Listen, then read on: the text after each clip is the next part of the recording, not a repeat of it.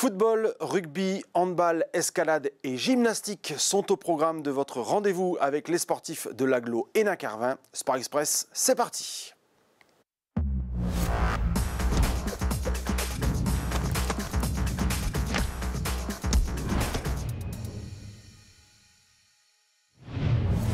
Salut à toutes et à tous, je vous souhaite la bienvenue sur ILTV pour un nouveau tour d'horizon des principaux résultats sportifs du dernier week-end. On ne change pas les bonnes habitudes et on débute par le football féminin dans le cadre de la 10e journée de Régional 1.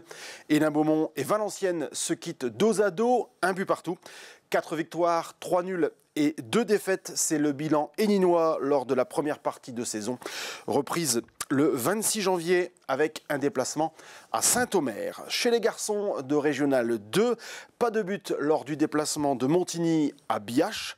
Le FCM est en position d'attente à la 5e place et débutera 2025 par un choc en accueillant le surprenant leader Chevrières. En Régional 3 dans le groupe C, alors que le match de Courcelles a été remis, Le Forêt s'offre une 5e victoire et reste accroché à la tête du classement.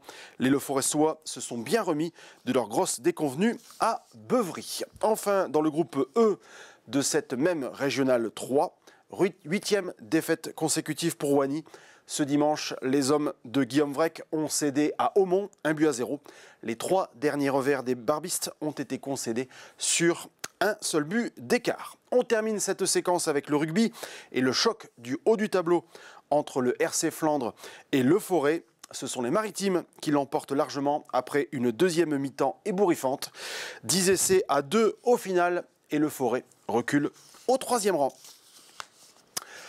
Parlons à présent d'escalade puisque ce week-end se tenait le championnat régional de bloc. Notre représentant, le club Access Escalade de Rouvroy, a soufflé le chaud et le froid à l'occasion de ces championnats avec des circuits très exigeants. Parmi les satisfactions, Lina Riesgo monte sur la plus haute marche du podium chez les U14 et puis 3 membres de l'Access se sont qualifiés pour les demi-finales nord. Il s'agit de Rohan Gallet, Julien De Watine et Axel Gisbrecht, tous 3 chez les U20. Merci encore à Ophélie Stelmazik pour les infos et pour les photos.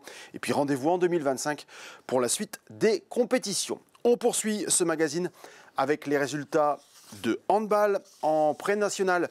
Un grand classique pour Carvin lors de cette 10e journée.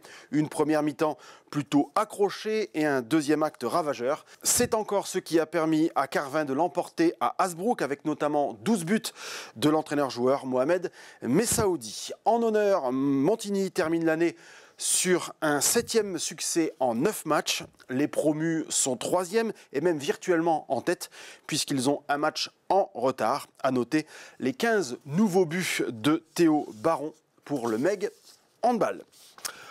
On termine par la gymnastique et la brillante victoire d'Hénin-Gym ce samedi lors de la 2e journée du top 12 féminin. Battue lors de la journée inaugurale de cette phase championnat, la jeune troupe de Claire Dessin et Sophie Jovenet a dominé Lyon ce samedi à l'espace François Mitterrand. Une victoire 34-10 qui place Hénin-Gym en bonne position avant les matchs de classement qui auront lieu en mars 2025. Ainsi s'achève une année de sport sur ILTV, une année riche avec Sport Express toutes les semaines et le lancement de nos captations des directs. 2025 le sera tout autant. Je vous donne rendez-vous le mardi 14 janvier pour la reprise du magazine avec un invité spécial, Brandon Delavier, champion du monde de Yosekan Budo. Voilà, bonne fête de fin d'année et à très bientôt.